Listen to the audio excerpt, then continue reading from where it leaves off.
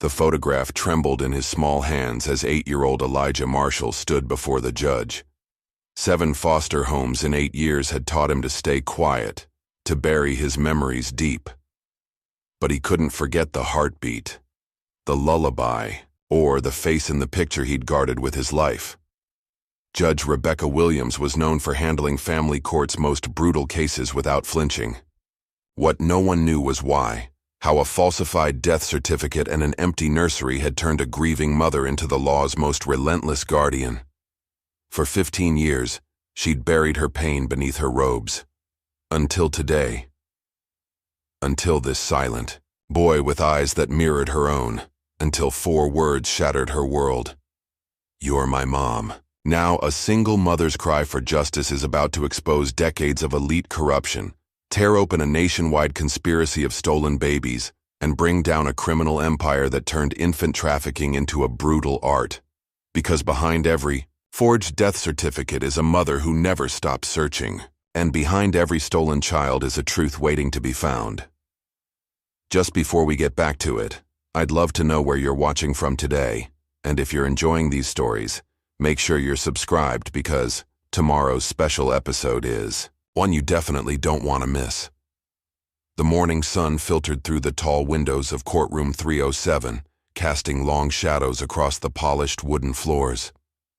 Judge Rebecca Williams sat behind her imposing bench, her sharp blue eyes scanning the document before her. At 42, she had earned a reputation as one of the most respected judges in family court, known for her dedication to protecting children from broken homes.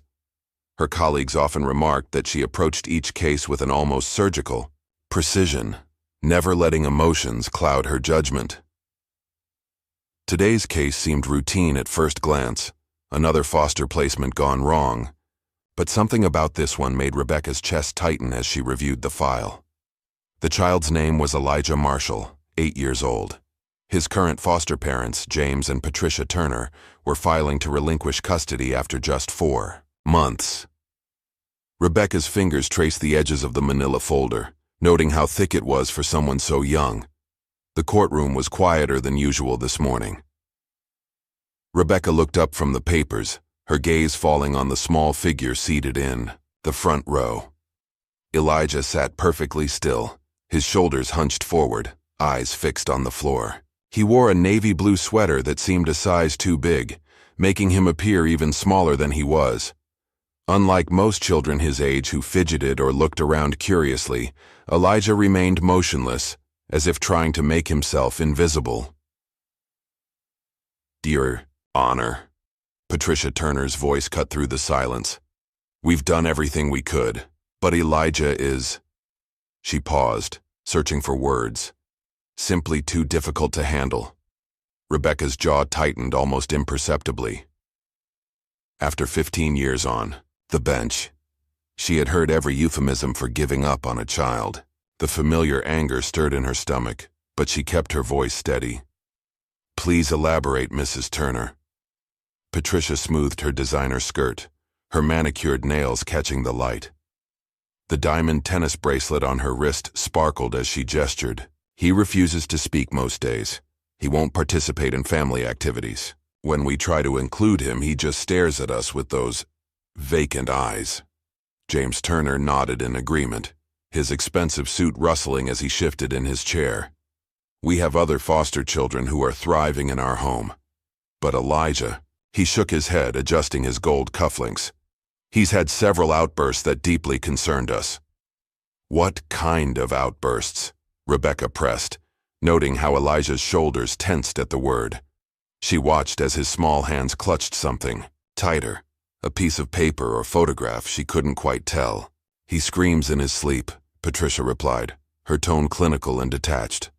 "Last week we found him hiding in his closet at 3 in the morning, crying and clutching some old photograph. When we tried to help, he became hysterical. He kicked and screamed when James tried to pick him up." Rebecca's gaze returned to Elijah. His small hands were indeed gripping something, a worn, creased photograph that he held like a lifeline. She leaned forward slightly, softening her voice. "Elijah, would you like to tell me how you're feeling about all this?" The boy remained silent, his fingers tightening around the photo. The social worker beside him, Sarah Martinez, touched his shoulder gently. Her kind face showed the strain of too many cases and too little time. Elijah hasn't spoken in several weeks, Your Honor.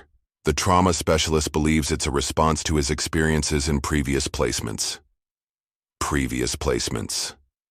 Rebecca flipped through the file again, her stomach churning as she counted them. 7 homes in 8 years. Each transfer noted behavioral issues or failure to attach as the reason for placement termination. No mention of his biological parents beyond a brief note. Circumstances of entry into foster care unclear, records incomplete, the morning D. Light shifted, casting Elijah's face in shadow. Rebecca found herself studying his features more intently than she normally would. Something about this case needled at her carefully maintained professional distance. Maybe it was the hollow look in his eyes, or the way the Turners discussed him as if he were a defective appliance they wanted to return. She had presided over hundreds of similar cases, yet this one felt different. Personal somehow. Mrs. Turner, Rebecca addressed the foster mother, unable to keep a slight edge from her voice. In your petition, you mention Elijah's refusal to bond with your family. Have you considered that his withdrawal might be a cry for help rather than defiance? Patricia's perfectly painted lips tightened. A flash of annoyance crossed her face before she schooled her features into a practiced expression of concern. With all due respect, Your Honor, we're experienced foster parents. We know the difference between a child who needs help and one who simply won't accept it. James Turner cleared his throat, straightening his tie. We've provided Elijah with everything. Private school, therapy, his own room with all new furniture. We even hired a tutor to help him catch up in school. But he shows no appreciation, no desire to be part of our family. Rebecca suppressed a surge of anger at their materialistic approach to parenting. She was about to respond when something made her pause. Elijah had lifted his head, his dark eyes meeting hers for the first time. The intensity of his gaze struck her like a physical force. There was something hauntingly familiar about those eyes, something that made her heart race unexpectedly. A strange sensation washed over her, a mix of déjà vu and unease. She had seen countless children in her courtroom. Why did this boy's face seem to trigger something deep in her memory? Rebecca pushed the thought aside, reminding herself to maintain professional distance. The Turners' lawyer, William Bradford, stepped forward. His well-tailored suit and confident demeanor spoke of countless victories in family court.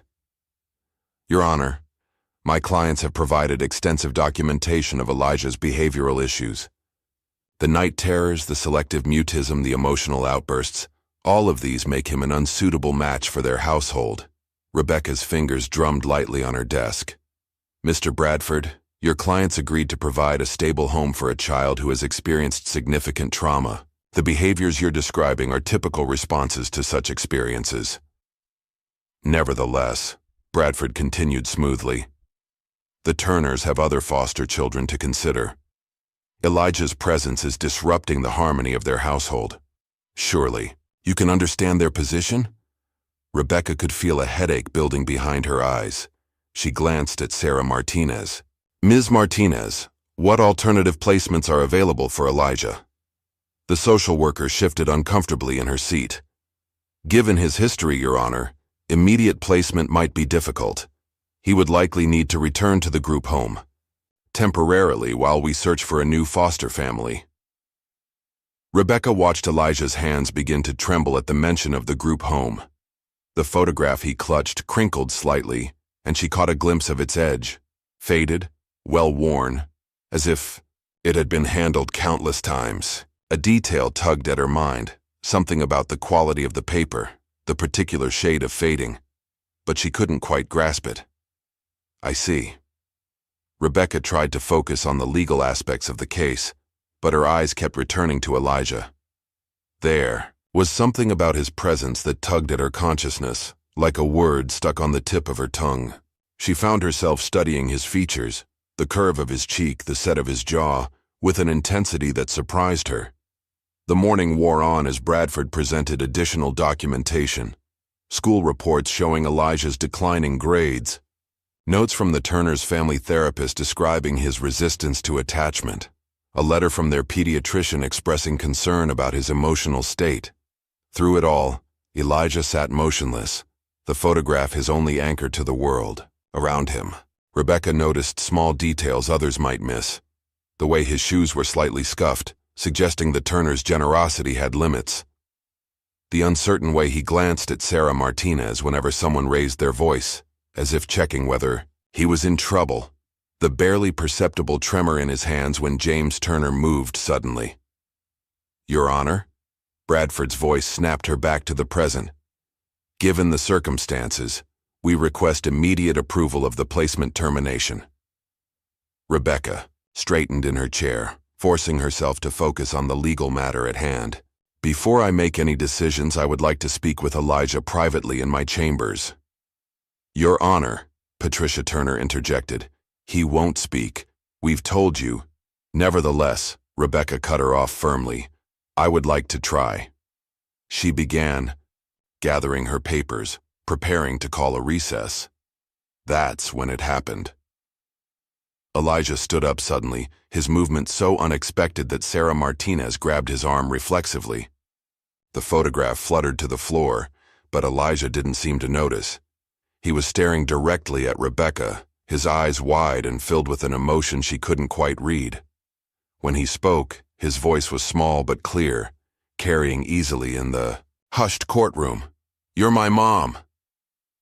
The words hung in the air like suspended crystal, shocking in their clarity and conviction. Rebecca felt the blood drain from her face as the courtroom erupted in murmurs. The Turners exchanged alarmed looks while Sarah Martinez tried to guide Elijah back to his seat, but Elijah stood firm, his eyes never leaving Rebecca's face. "You're my mom," he repeated, stronger this time. "I knew it when I saw you." Rebecca gripped the edge of her bench, her knuckles turning white. The room seemed to spin slightly, as long-buried memories threatened to surface. Memories of a hospital room, of devastating news, of a loss that had shaped the last 8 years of her life. The photograph lay face down on the courtroom floor, its secret still hidden. Patricia Turner's voice cut through the chaos. "Your Honor, clearly this demonstrates his instability. He's delusional. Court is in recess," Rebecca managed to say, her voice barely steady. She rose quickly, gathering her robes around her like armor. "We'll reconvene in 1 hour." As she retreated to her chambers, Rebecca could feel Elijah's gaze, following her. His words echoed in her head, stirring up emotions she had worked so hard to bury. She closed her office door behind her and leaned against it, her professional composure finally cracking. Because the truth was, in that moment when Elijah had first looked at her, she had felt it too. A connection she couldn't explain. A pull she couldn't deny. And now, alone in her chambers, Judge Rebecca Williams faced the most challenging case of her career. One that threatened to unravel everything she thought she knew about her past, her present, and her future. Through the door, she could hear the commotion in the courtroom slowly settling. Sarah Martinez's gentle voice trying to calm Elijah. The Turners' sharp whispers to their lawyer.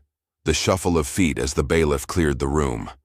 But all Rebecca could focus on was the pounding of her heart and the image of Elijah's eyes. Eyes that seemed to hold both accusation and hope, fear and recognition. She walked to her desk on unsteady legs, sinking into her chair. Her hand automatically reached for the bottom drawer, where she kept a small box of personal items. Inside was a hospital bracelet, a tiny knit cap, and a death certificate, all that remained of the son she had lost 8 years ago. The son she had never even held. The coincidence was impossible. The timing matched, but there had been a death certificate. She had grieved, had rebuilt her life around that loss. Yet Elijah's words had struck something deep within her, awakening doubts she didn't know she had. Rebecca closed her eyes, trying to steady her breathing. In her mind, she saw again the way Elijah had looked at her, not with the desperate pleading, of a child seeking any port in a storm, but with the fierce certainty of recognition. She thought of the photograph he had dropped, still lying on her courtroom floor. What secrets did it hold? What truth was hiding in the incomplete records of his early life? The clock on her wall ticked steadily, counting down the minutes until she would have to return to the courtroom, until she would have to face Elijah again, and the possibility that her carefully ordered world was about to shatter. Outside her window, the morning sun continued its journey across the sky, indifferent to the drama unfolding below. But in courtroom 307, a small boy's words had just set in motion a chain of events that would uncover long-buried secrets, expose corruption, and potentially reunite a mother with the child she thought she had lost forever. The photograph still lay where it had fallen, waiting to tell its story. Rebecca's hands trembled as she lifted the fallen photograph from the courtroom floor.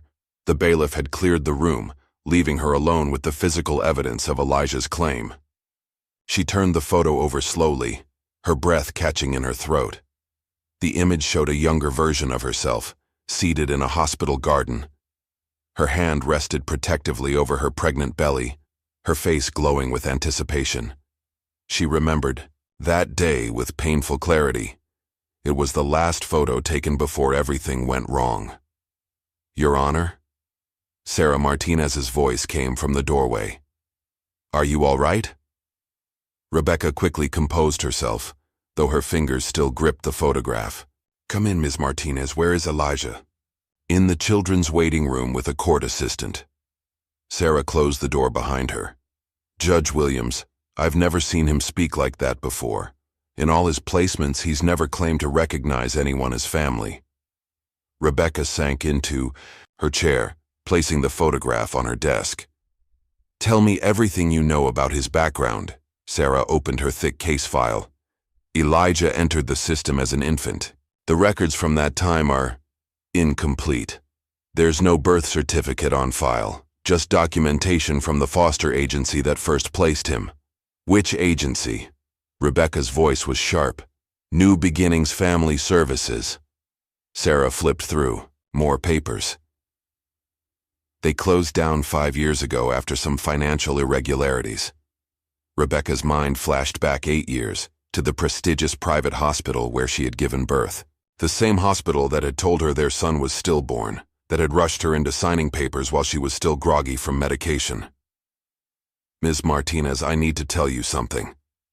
Rebecca's professional facade cracked slightly. 8 years ago I was pregnant.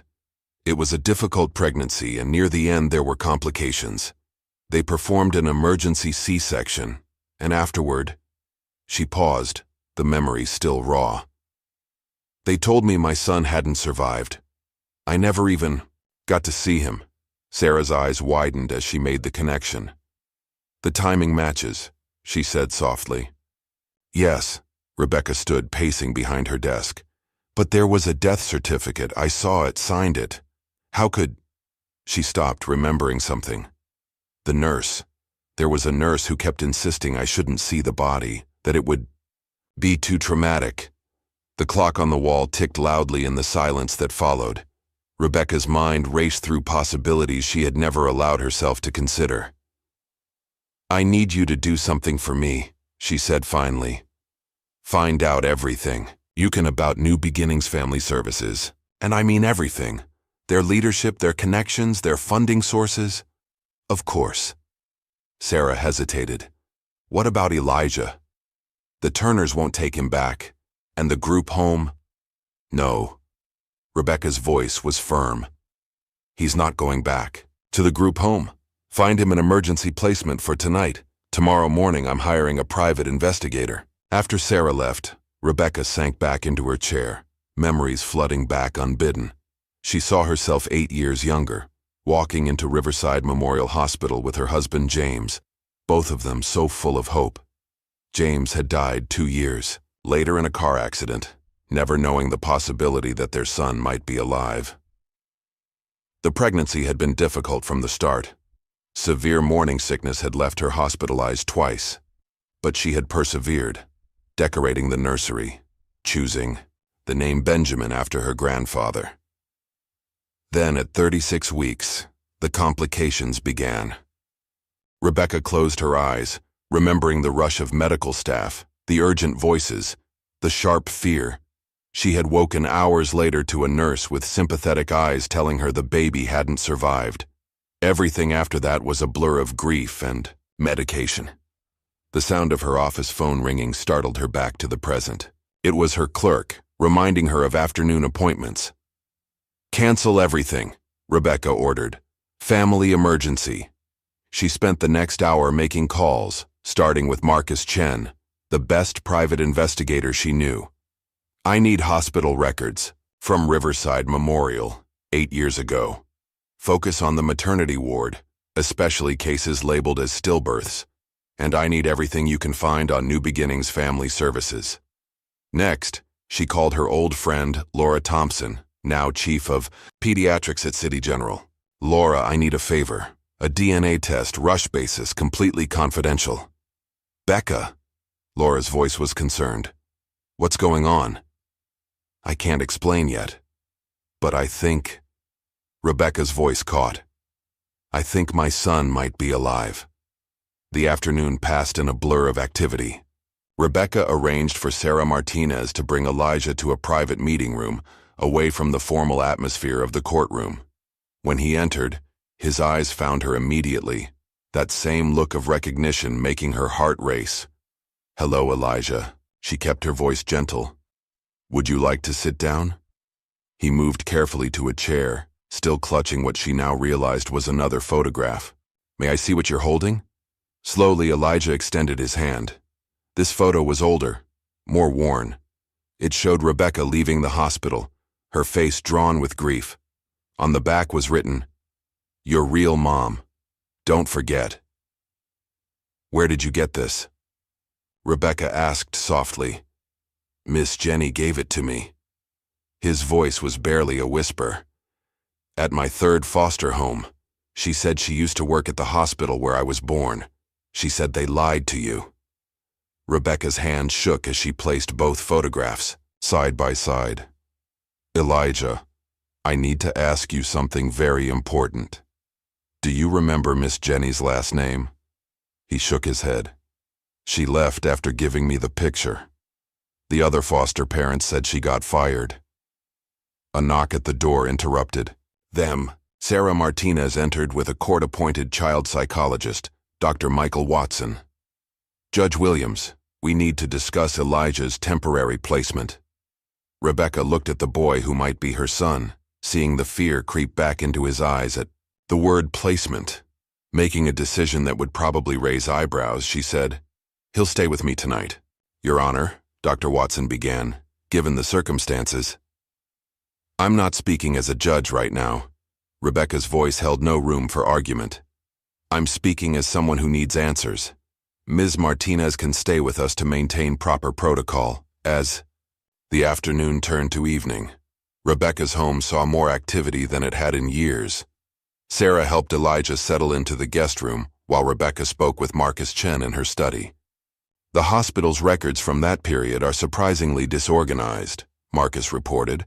"Several files appear to have been altered or gone missing. But I did find something interesting. New Beginnings Family Services made regular payments to a nurse named Jennifer Kirkland." Rebecca's breath caught. "Can you find her?" "Already working on it.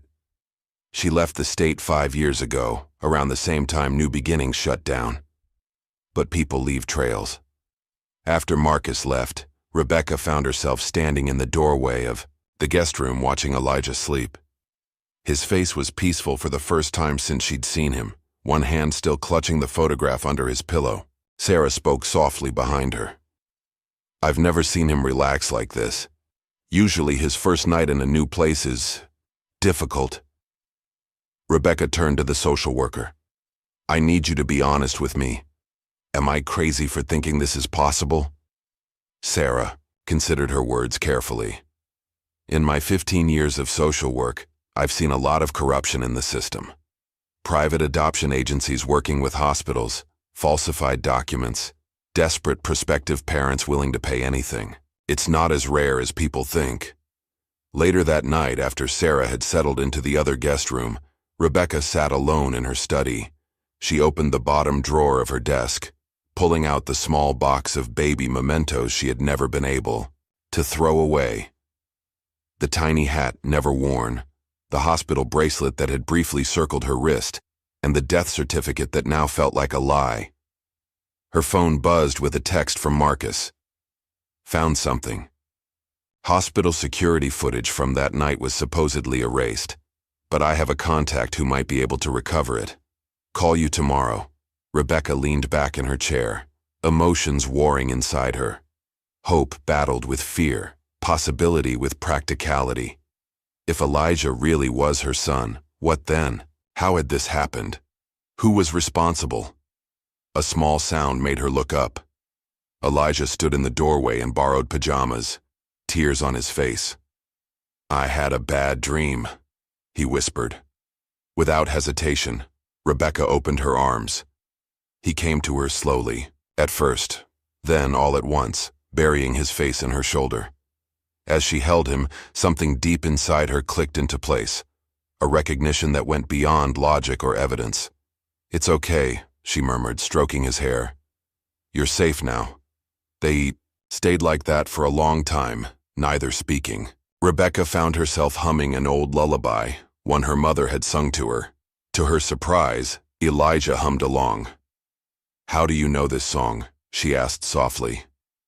"I remember it," he said, his voice muffled against her shoulder. "From before.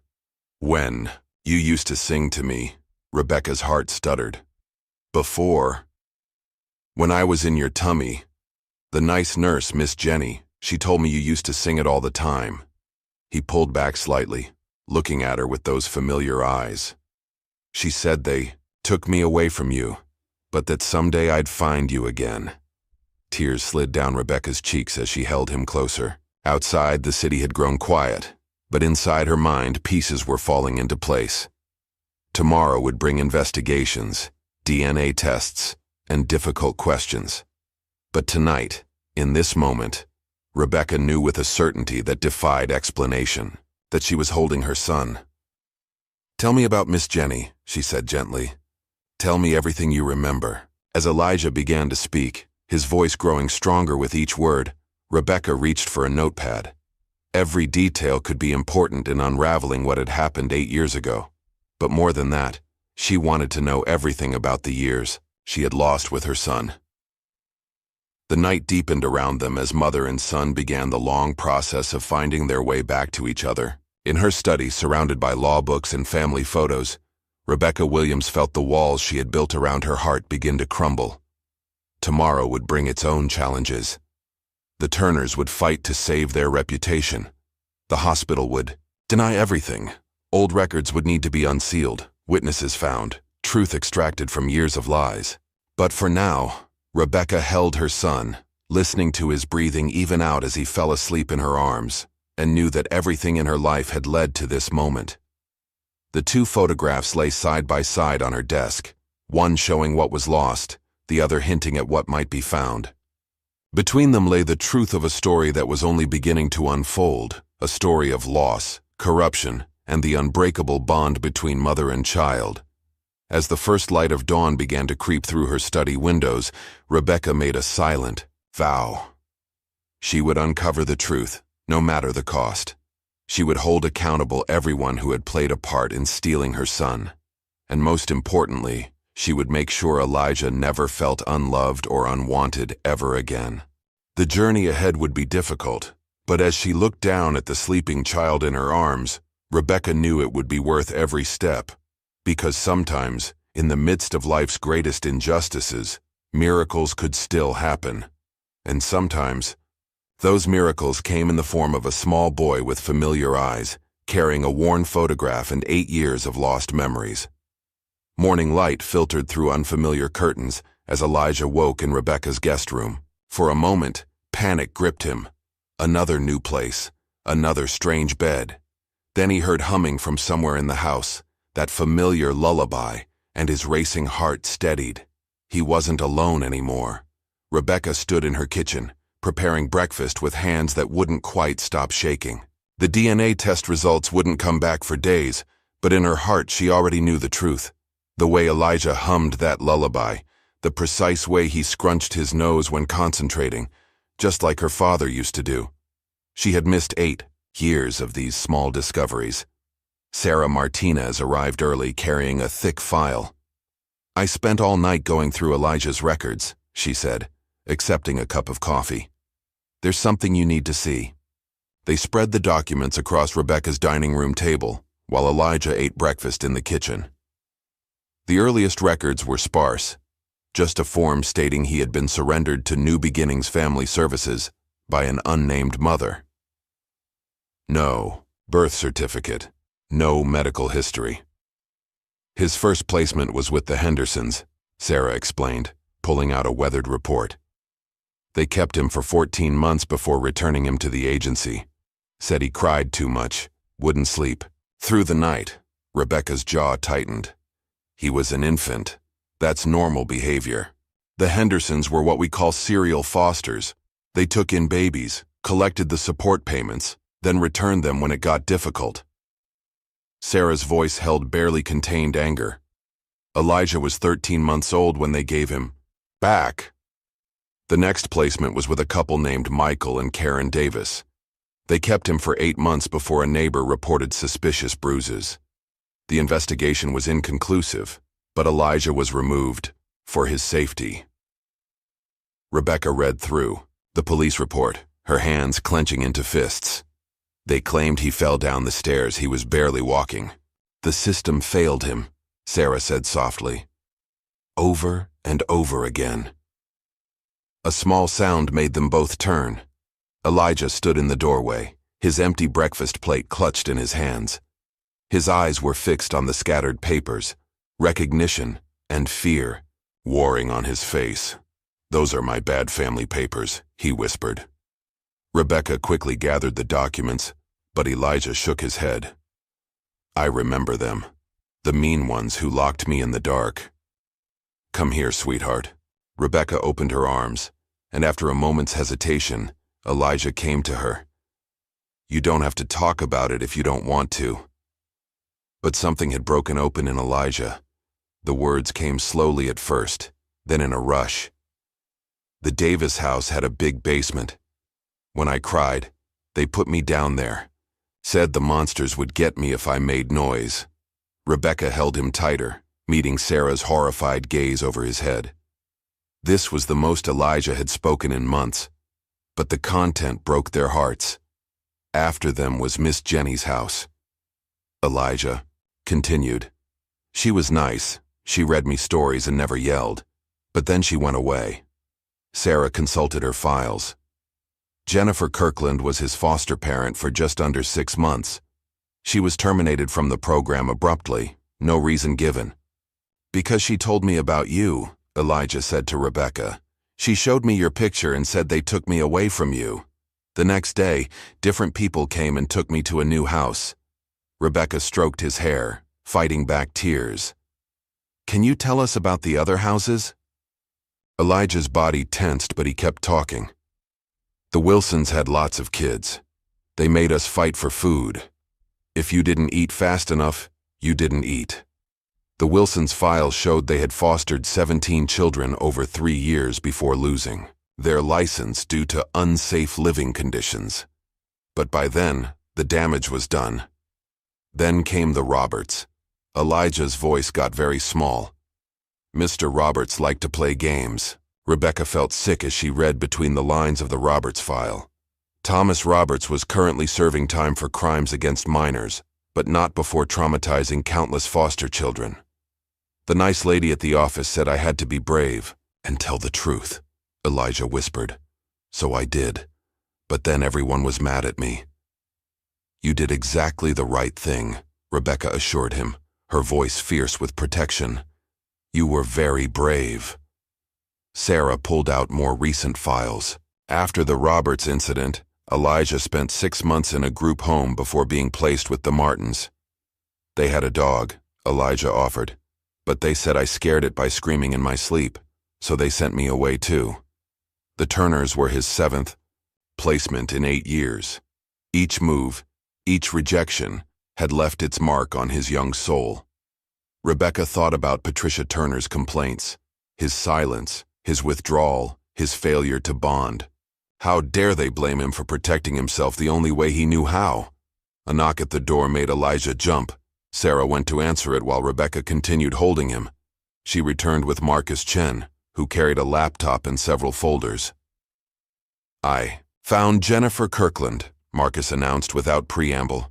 "She's living under a different name in Oregon, and she's willing to talk." Rebecca's heart leaped, but she kept her voice calm for Elijah's sake. "What did she say?" "She wants to meet in person. Says she has documentation, papers, photographs, even some recordings she made while working at the hospital." Marcus glanced at Elijah. "She says she's been waiting for this day for 8 years, Sarah spoke up. "I can take Elijah to his therapy appointment while you—" "No." Elijah's grip on Rebecca tightened. "Don't leave me." "I won't," Rebecca promised. "Never again." She looked at Marcus. "Can she come here?" "She's already on her way. Should be here tomorrow morning." The rest of the day passed in a blur of activity. Dr. Watson, the court-appointed psychologist, came to evaluate Elijah in Rebecca's home environment. To everyone's surprise, Elijah spoke more than he had in months, though he refused to let Rebecca out of his sight.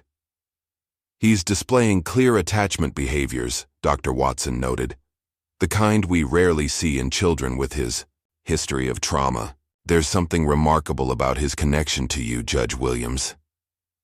Late that afternoon, the preliminary DNA test results arrived. Rebecca's hands trembled as she opened the envelope, but before she could read it, Elijah spoke. "I already know you're my mom," he said simply. "I remember your heart." Rebecca looked at him questioningly. "My heart? It's sound. When you used to sing to me before I was born. I always remembered it, even when I didn't know what I was remembering." The test results confirmed what their hearts already knew. Elijah was her son.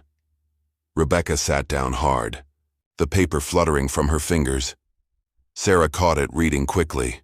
"It's a match," she confirmed, tears in her eyes. 99.9% probability of maternity. That evening, after Sarah had gone home and Elijah was asleep upstairs, Rebecca sat in her study with Marcus, planning their next moves. "Jennifer Kirkland's testimony will be crucial," Marcus said. "But we need more. The hospital will fight this. They can't afford this kind of scandal." "What about new beginnings?" Rebecca asked. "How deep does this go?" "Deep." Marcus opened his laptop.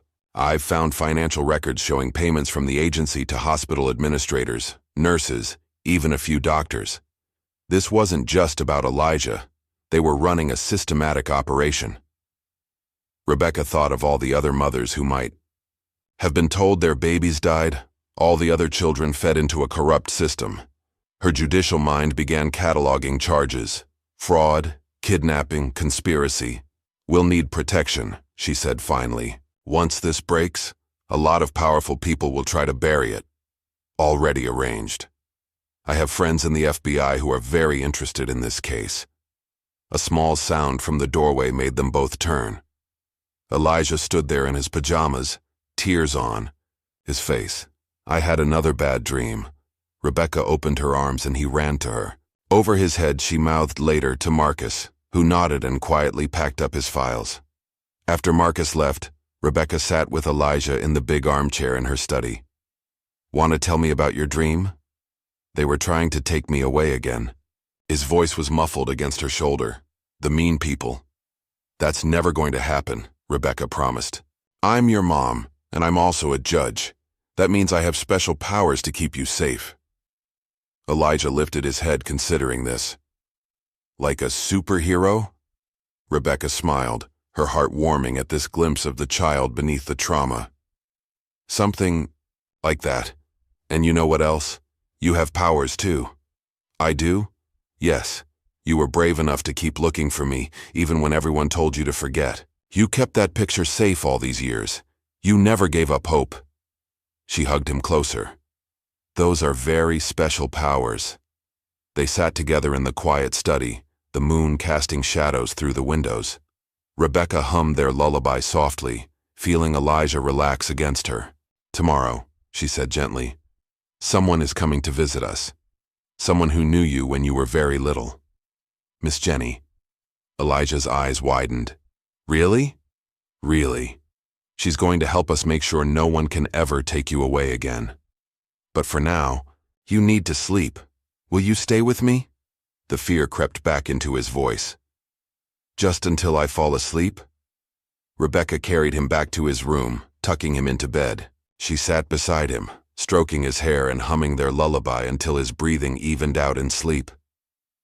Looking down at her son's peaceful face, Rebecca felt a fierce determination take root in her heart. Tomorrow would bring Jennifer Kirkland and her evidence. Soon, they would begin the fight to expose the truth and bring justice to those responsible. But tonight, in this quiet moment, Rebecca simply watched her son sleep and gave thanks for the miracle that had brought him back to her. The years of pain had left their marks on both of them, but together they could begin to heal. Outside, the city slept, unaware that within its bounds, a story of corruption and stolen children was about to break open. But in Rebecca's home, mother and son had found their way back to each other, guided by love, memory, and a lullaby that had never been forgotten. Jennifer Kirkland arrived at Rebecca's house early the next morning, her silver hair neat but her hands shaking as she clutched a worn leather briefcase. She stopped short when she saw Elijah peek around Rebecca's legs. Oh, my God, she whispered. You found each other.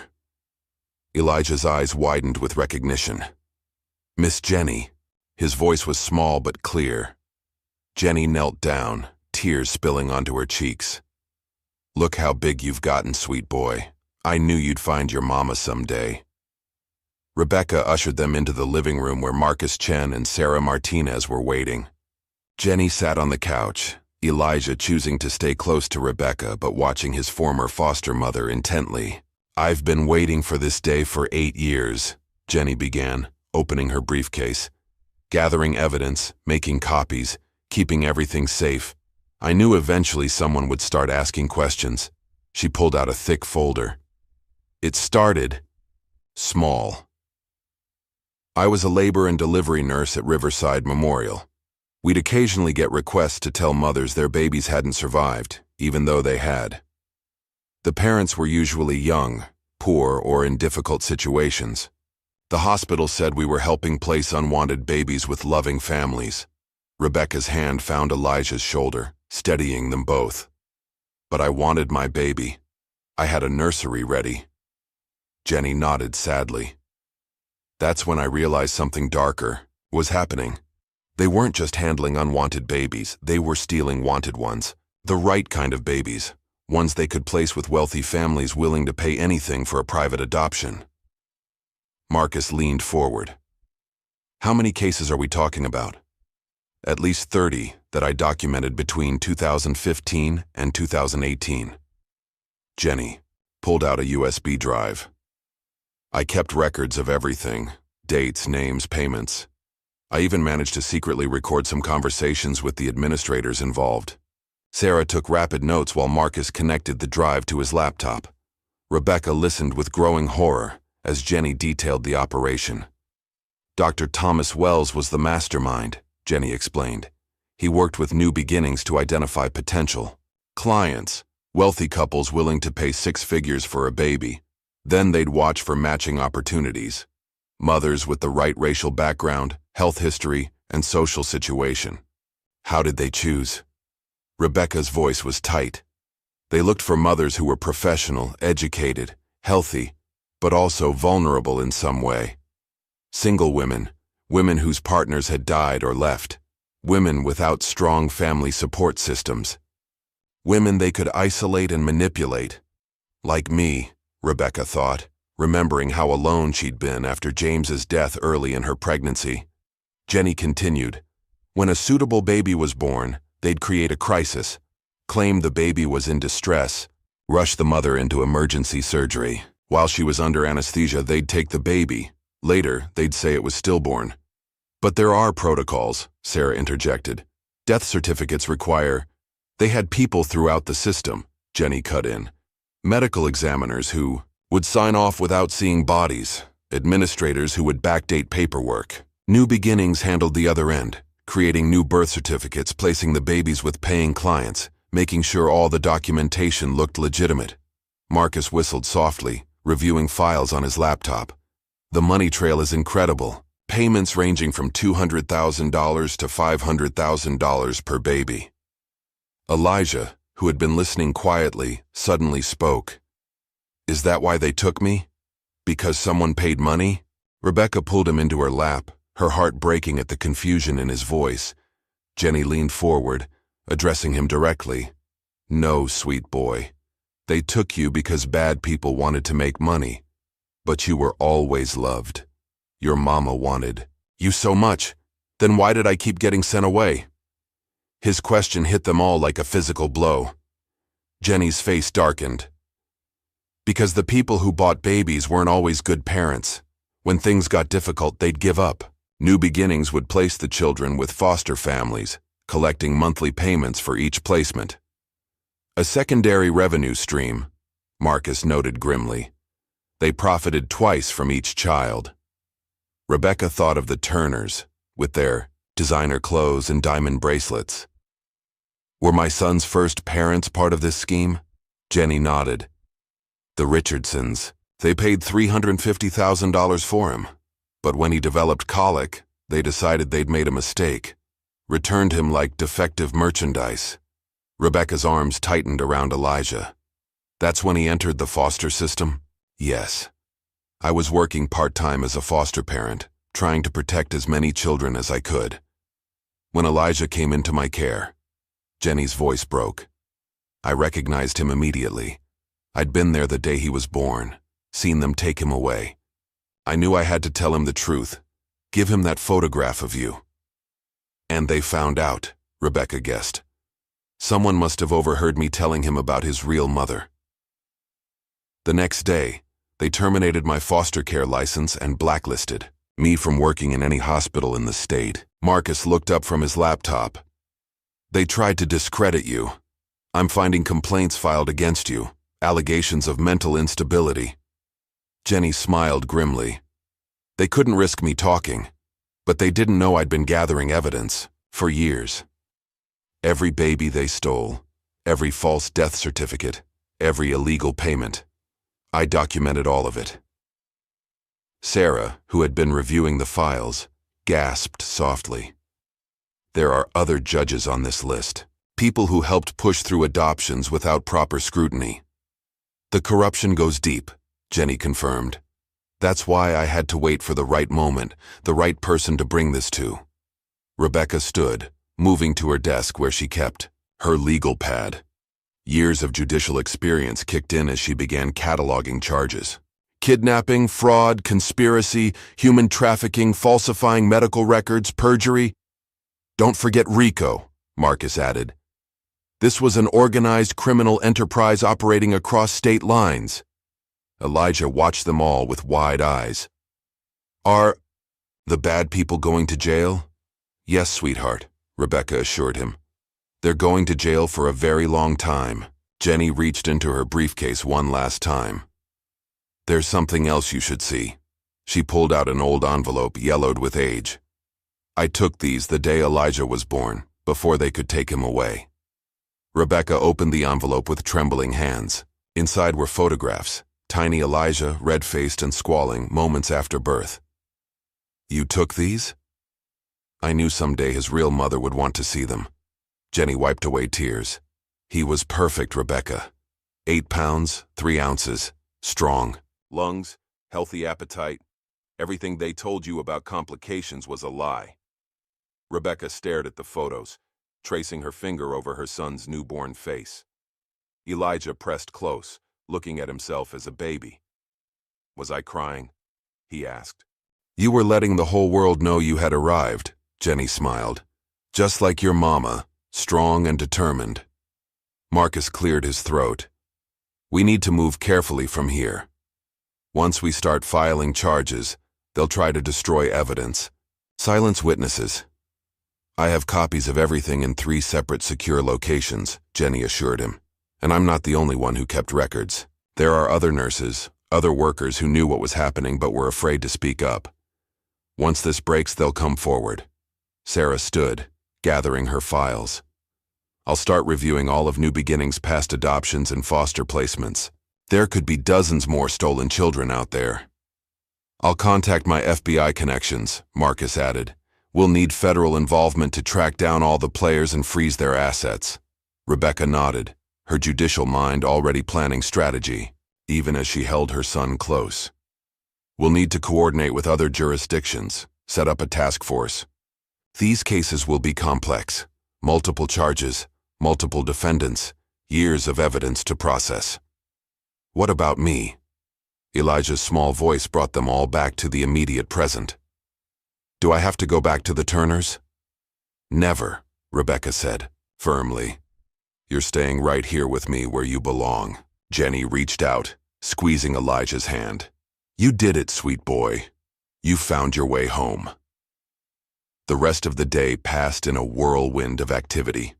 Marcus left to meet with his FBI contacts, while Sarah began the process of formally transferring Elijah's custody to Rebecca. Jenny stayed, sharing more stories of Elijah's time with her and helping fill in the gaps in his history. That evening, after Jenny had gone to her hotel and Sarah had headed back to her office, Rebecca sat with Elijah, looking through the baby photos. I wish I could have been there, she said softly. I wish I could have held you, sung to you, watched you grow. You can now, Elijah replied with simple wisdom. Miss Jenny says that's what matters. Rebecca kissed the top of his head, breathing in the scent of her son. She's right. And we have so much time to make up for. Later, after Elijah was asleep, Rebecca sat in her study reviewing Jenny's files. The scope of the corruption was staggering. Doctors, nurses, administrators, social workers, judges, all conspiring to steal babies from their mothers and sell them to the highest bidders. Her phone buzzed with a text from Marcus. FBI task force approved. Arrests to begin tomorrow morning. Keep Elijah close. Media will be all over this. Rebecca looked at the latest photo of Elijah on her desk, taken just that afternoon. He was smiling, a real smile that reached his eyes, as Jenny told him stories about his first steps. Next to it sat the photo of him as a newborn, proof of all that had been stolen from them. But they had found each other against impossible odds. Now it was time to make sure justice was served, not just for them, but for every family torn apart by greed and corruption. A soft knock at her study door made her look up. Elijah stood there in his pajamas, his ever-present photograph clutched in his hand. Another bad dream? Rebecca asked gently. He shook his head. No. I just wanted to make sure you were still here. Come here, sweetheart. She opened her arms and he climbed into her lap. I'm not going anywhere. Ever. Promise. I promise. She held him close, humming their lullaby. Tomorrow might be a busy day. There will be lots of people asking questions, taking pictures, wanting to talk to us, but we'll face it together. Elijah nodded against her shoulder. Like superheroes. Exactly like superheroes. Rebecca smiled. And you know what? You're the bravest superhero I know. You never stopped believing, never stopped looking for me. Miss Jenny helped, he said sleepily. She said to keep your picture safe and never forget. We'll never forget her either, Rebecca promised. She helped bring us back together. As Elijah drifted off to sleep in her arms, Rebecca thought about the days ahead. There would be arrests, investigations, trials. The wealthy and powerful would fight back, trying to protect their secrets and their stolen children. But she was no longer just Rebecca Williams, respected family court judge. She was a mother who had found her stolen son, and she would move heaven and earth to protect him and help other families torn apart by this corrupt system. The night deepened around them as Rebecca held her sleeping child, their matching heartbeats a reminder of all they had lost and found again. Tomorrow would bring chaos and challenges, but tonight they were together, safe in the knowledge that their long separation was finally over. Outside her study window, the stars shone bright in the dark sky, witnesses to a mother and child reunited against all odds, ready to face whatever challenges lay ahead, together. The morning news exploded with headlines. FBI raids Riverside Memorial Hospital. Major child trafficking ring uncovered. Judge reunites with stolen son. Rebecca watched the coverage. From her living room, Elijah curled against her side as images of doctors and administrators being led away in handcuffs flashed across the screen.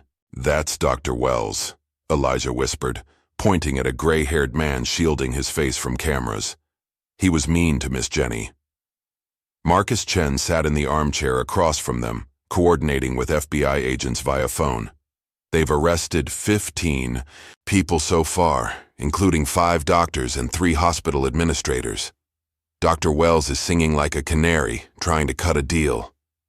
Rebecca stroked Elijah's hair. "What's he saying?" "Everything. Names, dates, bank accounts. The whole operation was even bigger than we thought. They had connections to private adoption agencies in 6 states. Sarah Martinez burst through the front door, clutching a stack of files. "You need to see this. We've identified 12 more cases of stolen babies just at Riverside Memorial, all following the same pattern." Rebecca's judicial mind kicked into high gear. "We need to set up a dedicated task force. These families will need support, counseling, legal assistance." A knock at the door interrupted her. FBI agent Lisa Taylor stood there, her badge gleaming. "Judge Williams? We need to talk." "About the Turners." Elijah tensed against Rebecca's side. She pulled him closer. "What about them?" "They're not who they claim to be." Agent Taylor sat down, opening her laptop. "James and Patricia Turner don't exist. Their real names are Robert and Mary Sullivan. They've been working with these adoption rings for years, acting as professional foster parents." Sarah flipped through her files frantically. "But their credentials, their home studies, all fabricated. They're paid to take in children from questionable adoptions, help cover the paper trail. When families start asking questions or children remember too much, they claim behavioral issues and move them deeper into the system." Rebecca felt sick. "How many children?" "We've identified 27 over the past decade. Some were stolen babies whose adoptive families backed out. Others were legitimate foster children they used as cover for their operation." Agent Taylor's face hardened. "They're in custody now," Elijah spoke up, his voice small but steady. "They knew I remembered things. That's why they locked my door at night." All eyes turned to him. Rebecca's heart clenched. "What things did you remember, sweetheart?" "The hospital, being carried down dark hallways, and..." He clutched his photograph tighter. "Your voice, singing to me before I was born. They got mad when I talked about it." Agent Taylor leaned forward.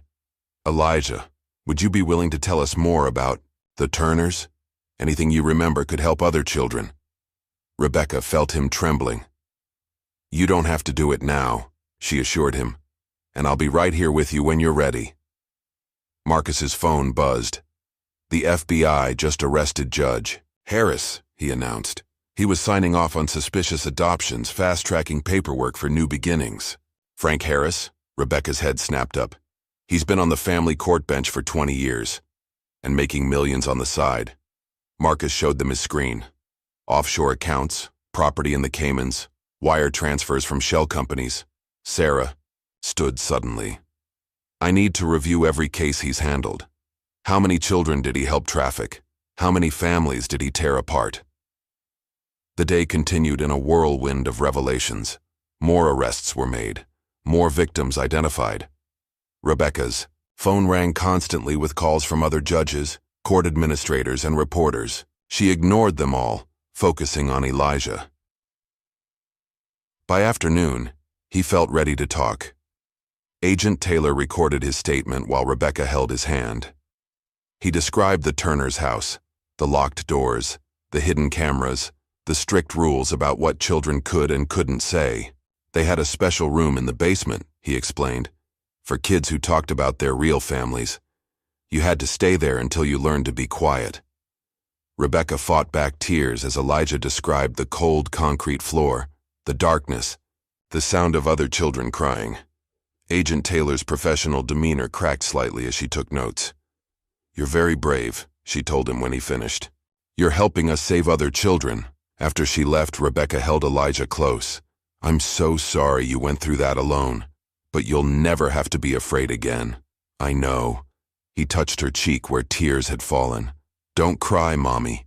We found each other." The word Mommy filled her heart almost to bursting.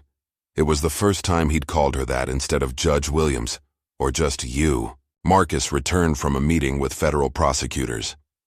They're expanding the investigation nationwide. Similar operations have been identified in California, Texas, and Florida. The FBI's setting up a special victims unit just for these cases. Sarah arrived with more files. "I've been going through Judge Harris's cases. The pattern is clear. He fast-tracked adoptions for wealthy clients, terminated parental rights without cause, pushed children into foster care on flimsy pretexts, always working with the same agencies, same doctors, same evaluators." "How did?" "No one notice," Rebecca demanded. "People did," Marcus said grimly. 3 social workers tried to report irregularities. All 3 were fired, their credibility attacked. A court clerk who questioned paperwork had her house mysteriously burned down.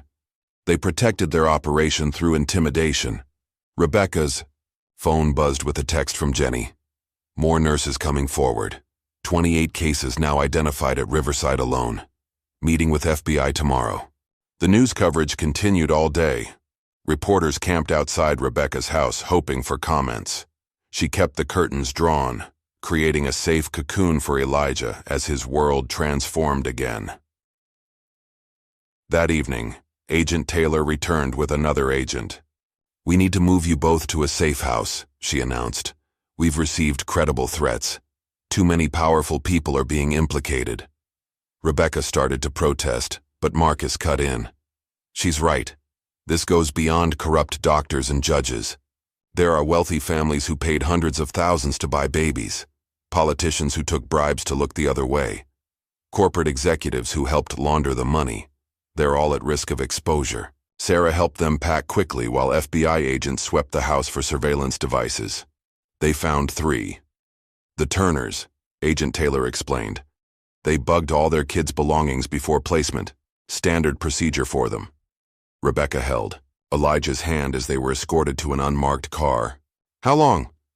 "Until we're sure you're both safe. We have a secluded location, round-the-clock security. You can continue coordinating with the task force from there."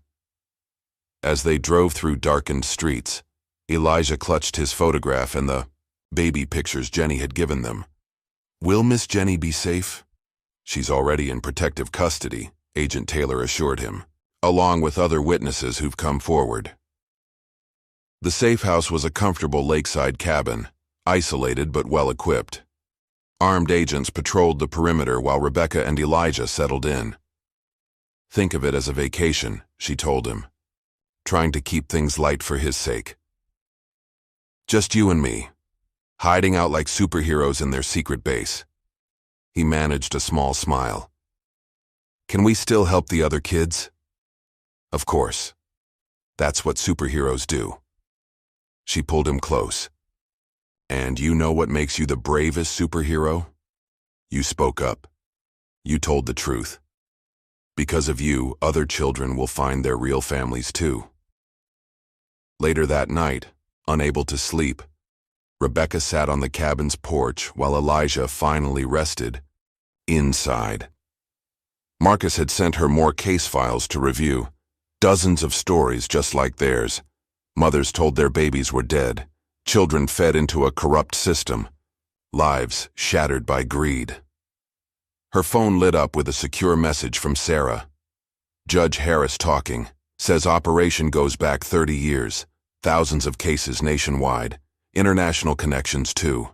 Rebecca's hand shook as she replied. How many? Children? Still counting. FBI creating database to cross-reference hospital records, adoption papers, foster care placements, DNA testing being offered to any family with suspicious cases. The scope of it was overwhelming. Rebecca had thought finding Elijah was the end of their story. Instead, it was just the beginning of a much larger fight. A soft sound made her turn. Elijah stood in the doorway, blanket wrapped around his shoulders. Another bad dream? She asked. He shook his head. I heard you thinking too loud. Rebecca smiled despite everything. Too loud, huh? You're worried about the other kids.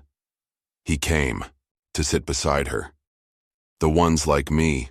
Yes, she admitted. There are a lot of them. A lot of mothers missing their babies. Elijah was quiet for a moment. Then we have to help them all, he said simply, like Miss Jenny helped us. Rebecca pulled him onto her lap, marveling at his resilience. It won't be easy. Some people don't want the truth to come out.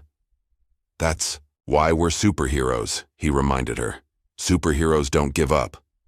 Over the next few days, Rebecca coordinated with the task force from their secure location. More arrests were made. More families came forward. The story grew bigger every hour. Jenny's evidence proved invaluable. Her meticulous records helped prosecutors build cases against doctors, nurses, agency workers, and corrupt officials. Other whistleblowers emerged, encouraged by her example.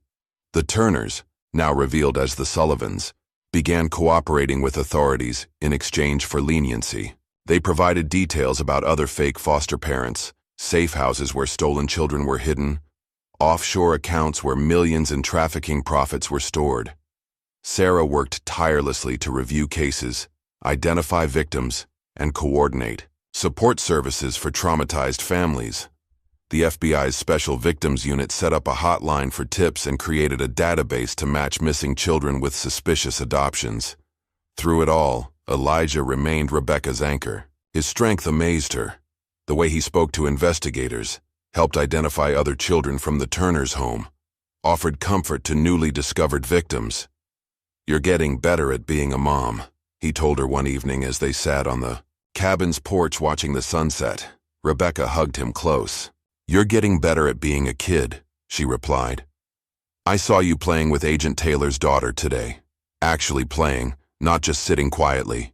He nodded. I don't have to pretend anymore. Or be scared. No, you don't. She kissed the top of his head. And you know what? Neither do I. For years I pretended I was okay, that I'd moved on from losing you. But I never did. Because moms and kids belong together, he said with 8-year-old wisdom, even when bad people try to keep them apart. Rebecca thought of all the other mothers out there, still believing their babies were dead. All the other children lost in the system, carrying memories they'd been told to forget. We'll find them, she promised, speaking to all those separated families. We'll bring them home. The sun set over the lake, painting the sky in brilliant colors. Mother and son sat together, safe in their temporary sanctuary, while across the country a movement for justice gathered strength. The truth was finally coming to light, and no amount of money or power could stop it now. The morning sun streamed through the safe house windows as Rebecca stared at the envelope in her hands.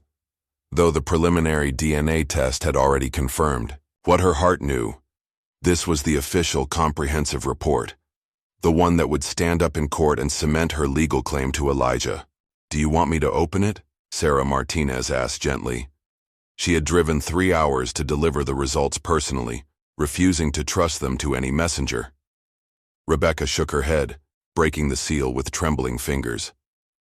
The medical jargon blurred before her eyes until she found the conclusion.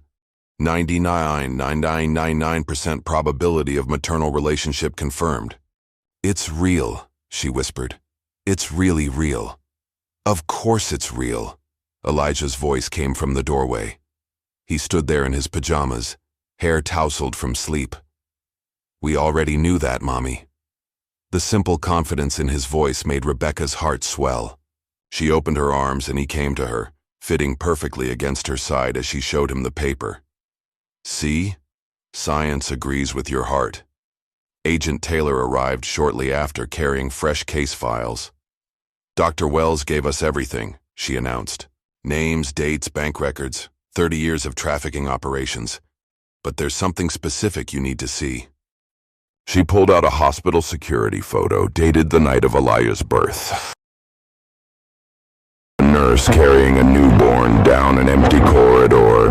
This was Jennifer Kirkland trying to get photographic evidence she managed to hack into the security system that night. More photos followed. Dr. Wells speaking with a couple in expensive clothes, money changing hands, papers being signed. Then the most damning image. Elijah, clearly alive and healthy, being handed to the Richardsons while Rebecca lay unconscious in recovery. They told me he was stillborn. Rebecca's voice shook with rage. They didn't even let me see him. They had it down to a science, Agent Taylor explained. They knew exactly how long the anesthesia would keep mothers unconscious.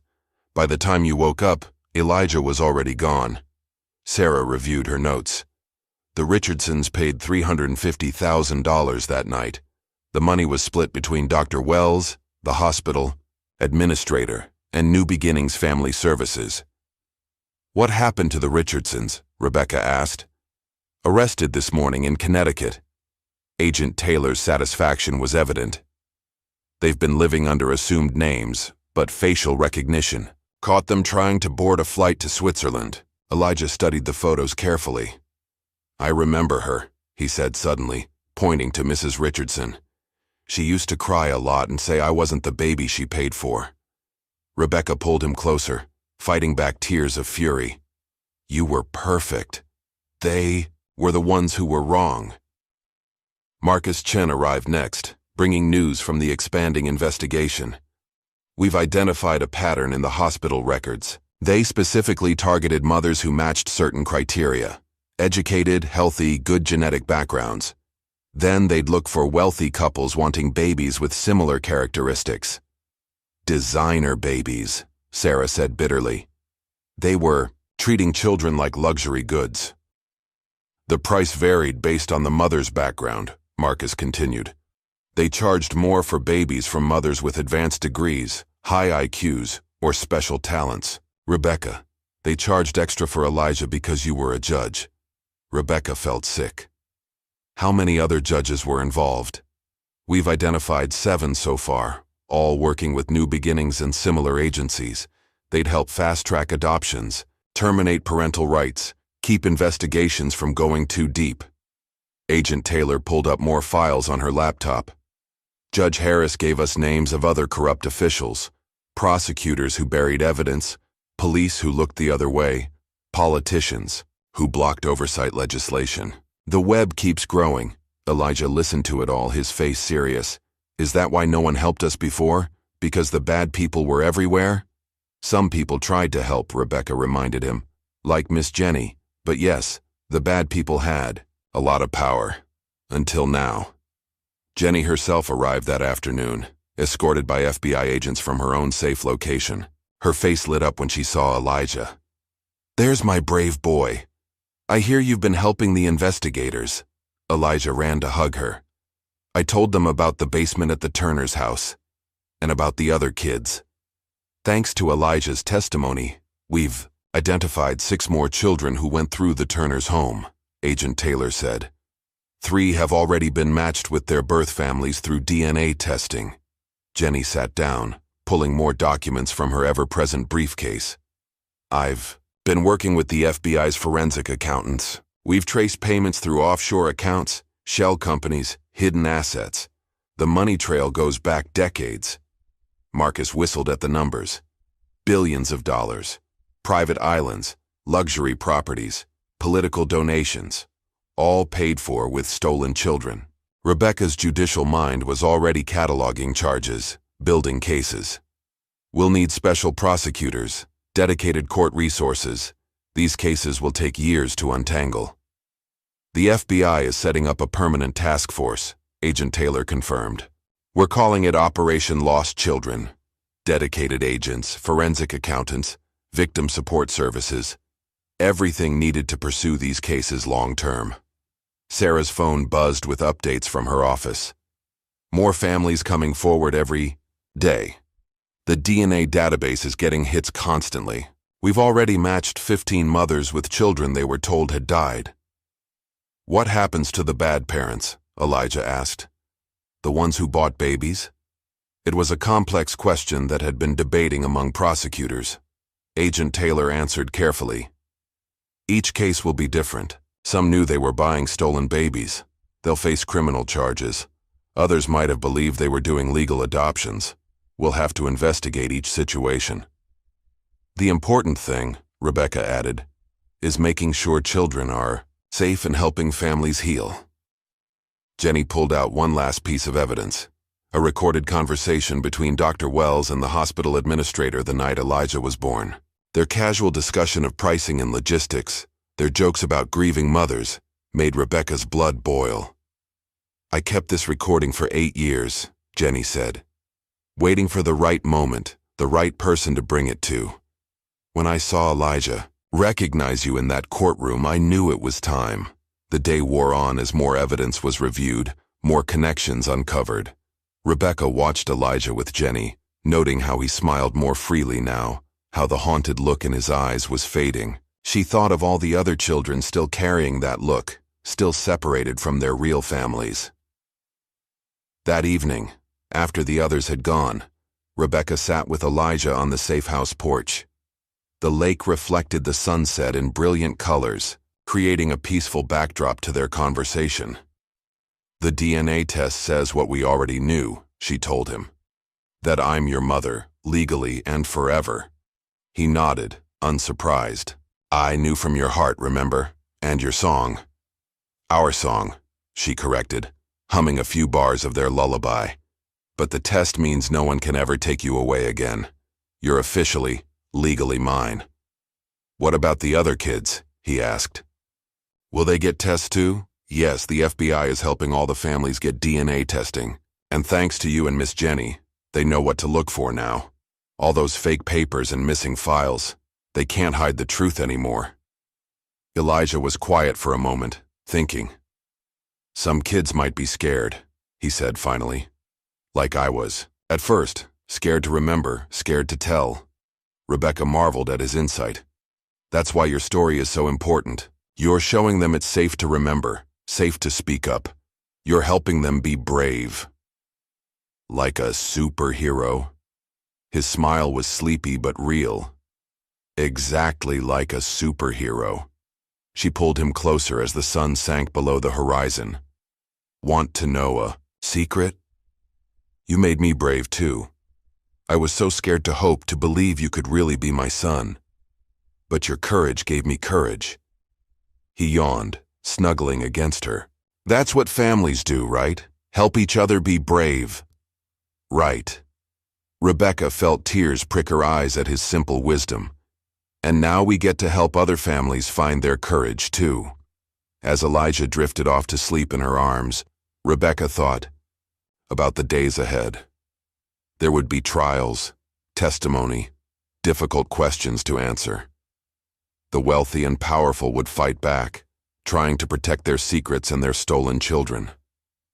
But they had truth on their side now, and evidence that couldn't be buried.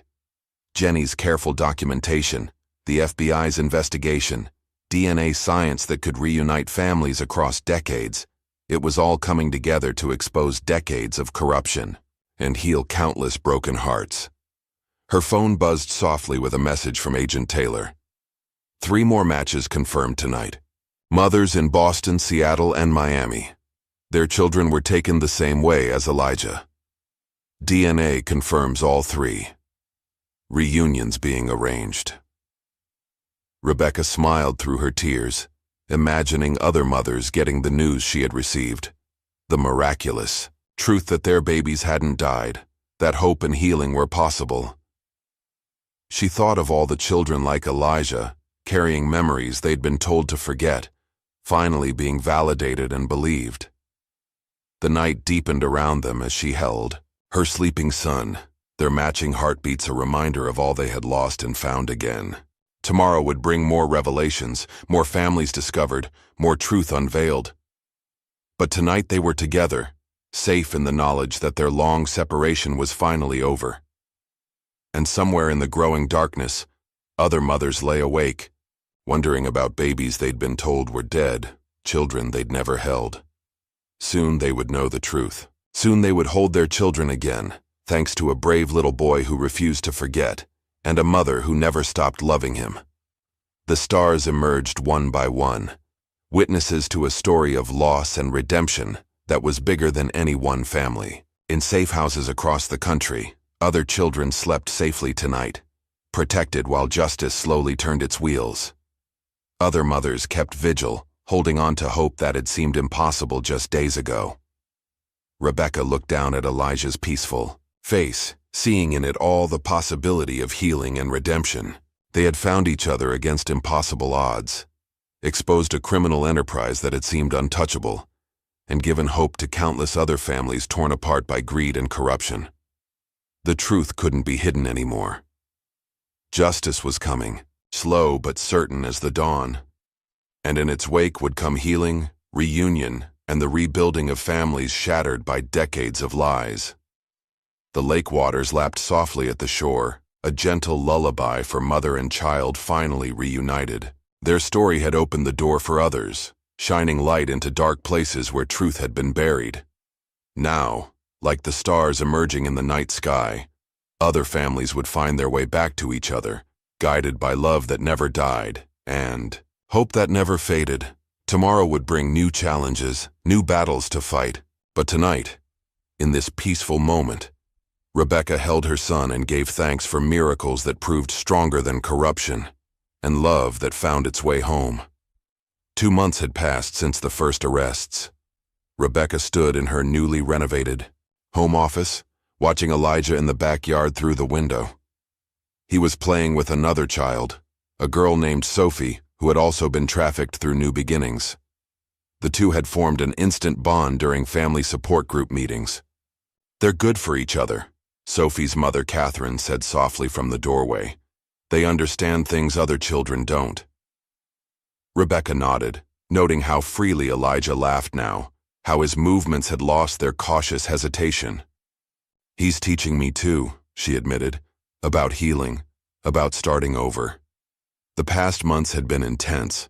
After 6 weeks in the safe house, they had returned home to find their lives transformed. Rebecca had taken a leave of absence from the bench to focus on Elijah and assist with the expanding investigation. Their house had been completely redesigned. With Elijah's input, warm colors, soft lighting, spaces that felt safe and welcoming. "Dr. Matthews says their play therapy sessions are making remarkable progress," Catherine commented, watching their children chase each other around the yard.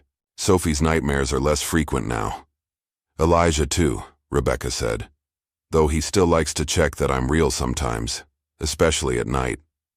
The doorbell rang, announcing the arrival of Sarah Martinez. The social worker had become a close friend through their shared mission of helping trafficking victims. She carried her ever-present files, but her face was bright with good news. 3 more matches confirmed through the DNA database, she announced. All children taken from mothers at Riverside Memorial. 2 were in foster care, 1 with an adoptive family who claims they didn't know. Rebecca led them to the kitchen where Jenny Kirkland was already waiting. The former nurse had moved nearby to continue working with the investigation, becoming an honorary grandmother to many of the recovered children. "How are the prosecutions going?" Catherine asked, accepting a cup of coffee. "Dr. Wells took a plea deal," Sarah reported. 25 years in federal prison in exchange for testimony against the hospital board and adoption agency directors. Judge Harris gets sentenced next week, looking at 15 to 20 years. Jenny pulled out her latest notes. The FBI has traced over $3 billion through the trafficking network. Properties being seized, accounts frozen. They're using the money to set up a victim compensation fund. Rebecca thought of the Richardsons, sitting in jail awaiting trial, They had offered to testify against others in the scheme, but prosecutors weren't interested in deals. The evidence against them was too strong, including Elijah's testimony about their abuse. "How many children have been identified so far?" Catherine asked. 212 confirmed cases, Sarah said. "But that's just from 3 hospitals. The FBI thinks there could be thousands nationwide." Through the window, they could see Elijah showing Sophie his new treehouse, a gift from Rebecca that he insisted on sharing with other recovering children. His therapist said creating safe spaces and learning to share them was an important part of his healing. "The support groups are helping," Jenny observed. "Both the children's groups and the mothers' meetings. There's something powerful about being with others who understand," Rebecca agreed. The weekly gatherings had become a crucial part of their healing journey. Mothers shared their stories of loss and reunion, while children found friends who understood their unique experiences. They celebrated small victories together, first words spoken, first nights without nightmares, first genuine smiles. "Elijah's doing better in school," Rebecca shared. "His new private school specialized in trauma-informed education. His teachers say he's starting to participate in class discussions, make friends." "Sophie too," Catherine smiled. "Yesterday," she raised her hand to answer a question. "First time since we found each other." The sound of children's laughter floated through the window. Elijah was teaching Sophie their special song, the lullaby that had helped him remember his mother. Rebecca felt tears prick her eyes as Sophie's clear voice joined his. "He's helping her heal," Catherine whispered. "Just like he helped break open the whole investigation." Sarah nodded. "The FBI says Elijah's testimony was crucial. His memory of specific details, his ability to identify key players. It gave them the foundation they needed to build their cases." "He's still my little superhero," Rebecca said proudly. "But now he gets to be a child too." The transformation in Elijah over the past months amazed everyone who knew him. The silent, withdrawn boy from the courtroom had blossomed into a caring, creative child who used his experience to help others. He still had difficult moments, triggers that brought back painful memories, times when fear or anger overwhelmed him. But he was learning healthy ways to cope, supported by his mother's constant love and understanding. "The hardest cases are the older children," Sarah said, her face darkening. "Teenagers who grew up never knowing they were stolen. Some don't want to believe the truth about their adoptive families." "We can't force healing," Jenny reminded them. "Each child, each family has to find their own path. All we can do is offer support and resources." Rebecca thought of the family therapy sessions she and Elijah attended twice weekly. Their therapist helped them navigate their unique situation. A mother and child reunited after 8 years, both carrying different kinds of trauma. They were learning to communicate, to trust, to build new memories while honoring the pain of their separation. "The prosecution wants Elijah to testify at the Richardsons' trial," Rebecca said quietly. "I'm worried it's too much for him." "What does he want?" Catherine asked. "He says he wants to help make sure they can't hurt any more kids. But I see how it affects him. Nightmares, anxiety attacks. I don't want him to sacrifice his healing for the case." Sarah touched her arm, gently. "The prosecutors have his recorded testimony from the safe house. They can use that instead of putting him through a trial." The back door opened and Elijah bounded in, Sophie close behind. Both children were flushed with exercise and happiness. "Mom, can we have cookies? I promised to show Sophie how to dunk them just right." Rebecca smiled at this normal, childish request. "Of course. Why don't you both help me get them ready?" As the children washed their hands and helped arrange cookies on plates, Rebecca marveled at their resilience. They had survived unimaginable trauma, yet here they were, giggling over proper cookie dunking technique. "Remember," Elijah instructed Sophie seriously, 3 seconds in the milk. Any longer and it gets too soggy." Sophie nodded, concentrating on her cookie with adorable intensity. "Like this?" "Perfect." Elijah beamed at her success. Mom, Sophie's a natural cookie dunker. The adults exchanged emotional glances, recognizing the significance of this simple moment. These children were reclaiming their right to be children, one cookie at a time. Later that evening, after Sophie and Catherine had gone home, Rebecca sat with Elijah in their favorite spot on the porch swing. The setting sun painted the sky in peaceful colors as they shared their daily, grateful moments, a ritual suggested by their therapist. "I'm grateful Sophie didn't get sad today," Elijah said thoughtfully. "Sometimes when we play, she gets quiet and scared. But today she just had fun." Rebecca hugged him close. "That's because you're such a good friend to her. You understand what she needs, like Miss Jenny understood what I needed." He looked up at her with wise eyes. "She helped me find you." "Yes, exactly like that." Rebecca kissed the top of his head. "Want to know what I'm grateful for today? I'm grateful for your laugh. Every time I hear it, my heart feels lighter." Elijah considered this. "Even when I laugh because I put extra bubbles in the bath and they went everywhere?" "Especially then."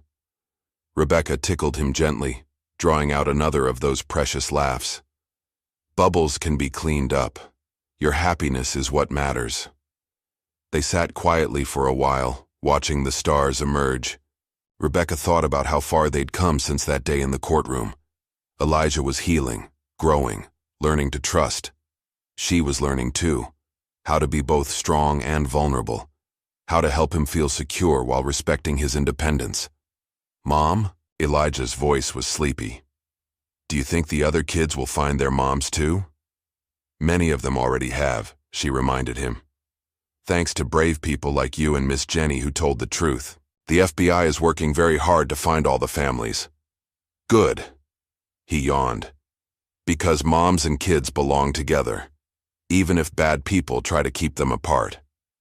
Rebecca felt tears prick her eyes at his simple wisdom. "Yes, they do.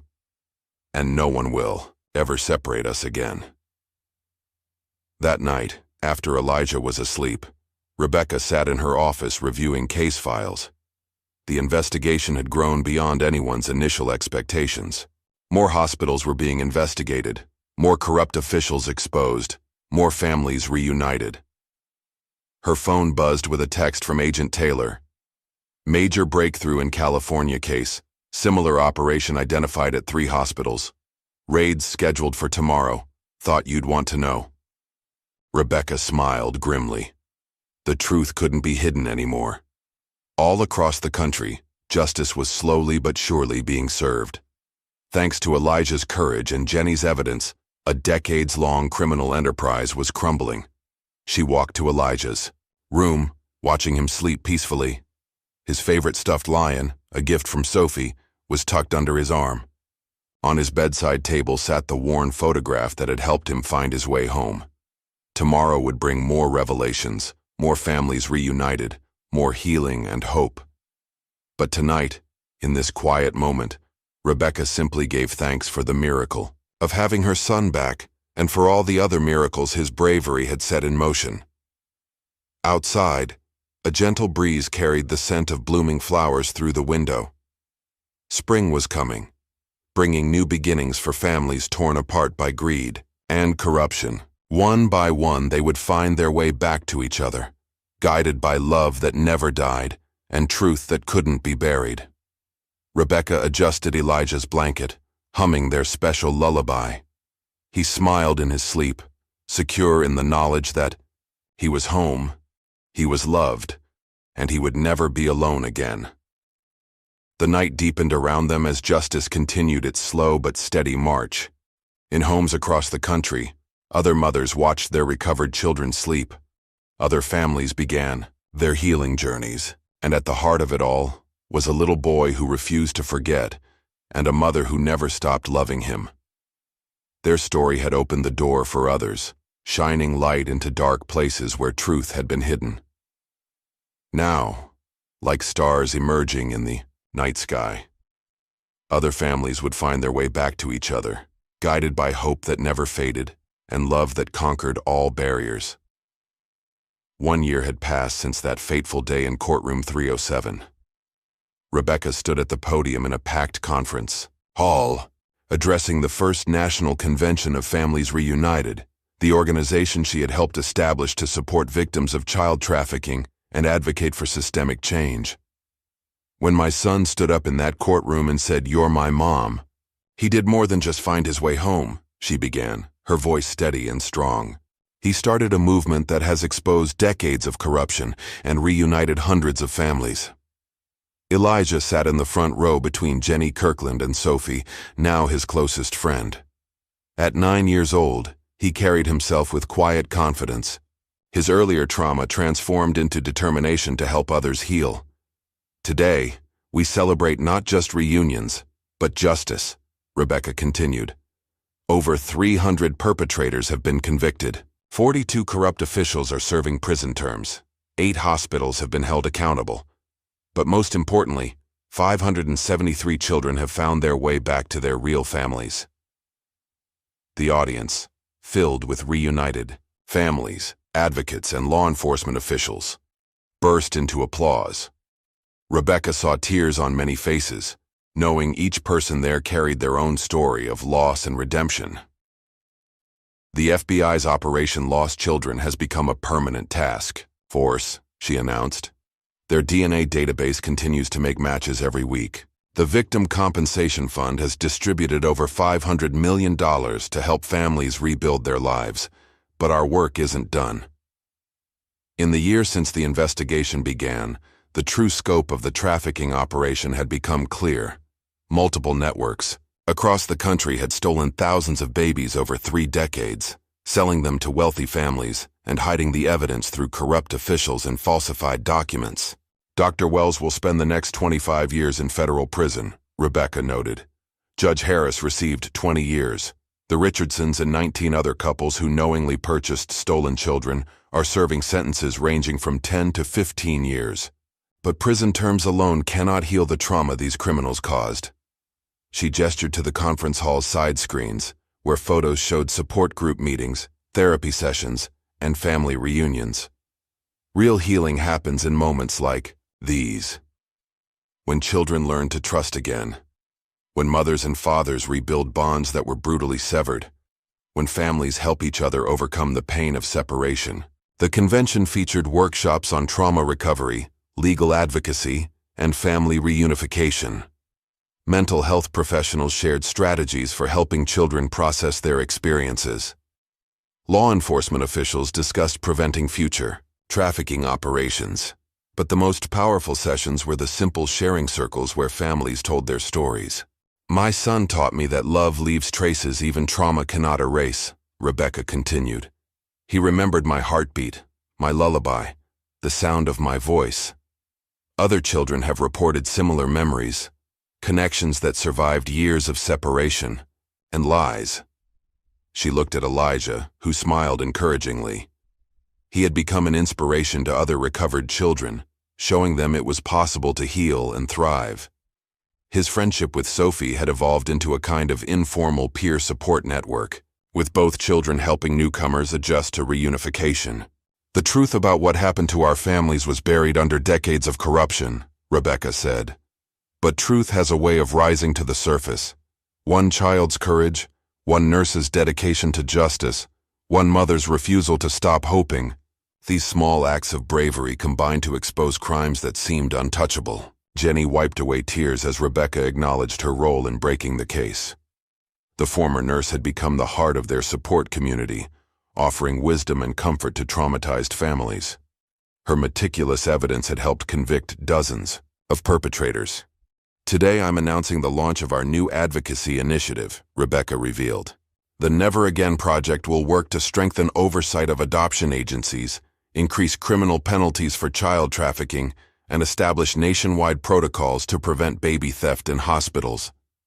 The project, funded by seized assets from the trafficking networks, would also provide scholarships for recovered children and support services for reunited families. Rebecca had resigned from the bench to lead these advocacy efforts full-time, knowing her judicial experience would lend weight to their calls for reform. But the most important announcement today is about hope, she continued. Hope that sustained us through years of separation. Hope that led children to keep searching for their real families. Hope that gave mothers the strength to keep believing. The side screen showed more photos. Elijah and Rebecca on their first real vacation together. Sophie's family celebrating her recovery milestones. Support group gatherings where healing happened through shared understanding. Each image represented a small victory over trauma. 1 year ago, my son and I found each other against impossible odds, Rebecca said. Today we stand here surrounded by hundreds of other families who have experienced similar miracles. Each reunion represents a triumph of love over greed, truth over corruption, justice over crime. She invited Elijah to join her at the podium. He walked up confidently, taking her hand. My son was called difficult and troubled by people who wanted to hide the truth about his past. Today, he's a straight-A student who helps other kids heal from trauma. He shows us that with proper support and understanding, recovery is possible. Elijah spoke into the microphone, his voice clear and strong. When I found my mom, I thought it was just our miracle. But then we learned about other kids like me, other moms who lost their babies. Now we help them find each other too. The audience rose in a standing ovation. Rebecca saw Catherine and Sophie crying happy tears, Jenny beaming with grandmother-like pride, Sarah Martinez nodding in professional satisfaction. Each had played a crucial role in the past year's transformations. After the speech, families gathered for a celebration dinner. Children who had once been withdrawn and fearful now played together, sharing stories and strength. Mothers who had believed their babies were dead now held them close, making up for lost years with love. You've created something amazing, Jenny told Rebecca as they watched Elijah organize a game with other kids. This community, this movement, it's changing lives. We all created it together, Rebecca corrected. Your evidence, Sarah's dedication, Catherine's support groups, Agent Taylor's investigation, even the children help each other heal. The FBI's Special Task Force had expanded to offices nationwide. Agent Taylor, now its director, credited Elijah's case with revolutionizing how law enforcement approached child trafficking investigations. His story showed us what to look for, she had explained. The falsified death certificates, the corrupt officials, the pattern of moving children through multiple foster homes to hide their origins. Now we know how to trace these cases and build solid prosecutions. The evening ended with a candlelight ceremony, honoring families still searching for each other. Rebecca held Elijah close as they lit their candle, remembering their own journey from loss to reunion. Do you think we'll find all the stolen kids? He asked softly. We'll never stop trying, she promised. Every family deserves the miracle we found. Later that night, in their hotel room, Rebecca watched Elijah sleep peacefully. The haunted look that had once dominated his face was gone, replaced by the natural calm of a secure, loved child. His recovery wasn't perfect. He still had occasional nightmares and anxiety triggers, but he had learned healthy ways to cope. Her phone buzzed with a text from Sarah. 2 more matches confirmed today. DNA results just came in. Another miracle. In the making. Rebecca smiled, remembering how each reunion felt like watching their own story unfold again. The disbelief, the joy, the overwhelming emotion of finding someone you thought was lost forever. The convention would continue for 3 more days, offering workshops, counseling sessions, and networking opportunities. But its real value lay in the connections formed between families who understood each other's experiences.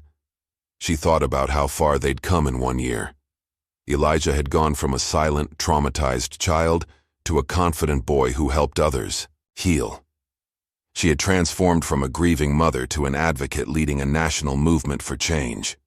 The criminal enterprise that had stolen so many babies was being dismantled piece by piece.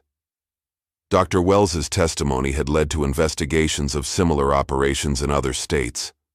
Judge Harris's conviction had prompted reviews of thousands of suspicious adoptions. But The most important changes were the personal ones. Children learning to trust and love again. Mothers healing from years of false grief. Families rebuilding bonds that had been brutally severed. Elijah stirred in his sleep, mumbling their special lullaby. Rebecca hummed along softly, marveling at how this simple song had helped him remember her through years of separation. Love had left traces that even trauma couldn't erase. The next morning, they would return to the convention to continue their work. More families would share their stories. More children would find hope in Elijah's example. More mothers would learn they weren't alone in their journey of healing. The Never Again project would grow, advocating for changes to prevent future trafficking operations. The FBI's task force would make more matches through their DNA database. Support groups would welcome new families beginning their reunion journeys. But for now, in this quiet moment, Rebecca simply watched her son sleep and gave thanks for the miracle that had brought them back together. Their story had opened the door for others, showing that justice was possible and healing could happen. Outside the hotel window, the city lights twinkled like stars. Somewhere out there, other families were still searching for each other. But, thanks to one boy's courage and one mother's love, they now had hope of finding their way home. The future stretched ahead, full of possibility. Rebecca thought of all they had accomplished in 1 year. Hundreds of families reunited, criminals brought to justice, laws changed to protect children. But she knew their work wasn't finished. As long as there were stolen children to find, traumatized, families to support and systemic changes to advocate for, they would continue their mission. The movement that began in Courtroom 307 had grown into a powerful force for healing and justice. Elijah had shown them all that miracles were possible. His simple words, "You're my mom," had started a revolution of truth and reunion. Now, other children were finding their voices, other mothers were reclaiming their stolen babies, other families were healing together. The night deepened as Rebecca finally settled into bed, grateful for every moment with her son. Tomorrow would bring new challenges and opportunities, but tonight, she celebrated how far they'd come and held on to hope for all the families still searching for their miracles.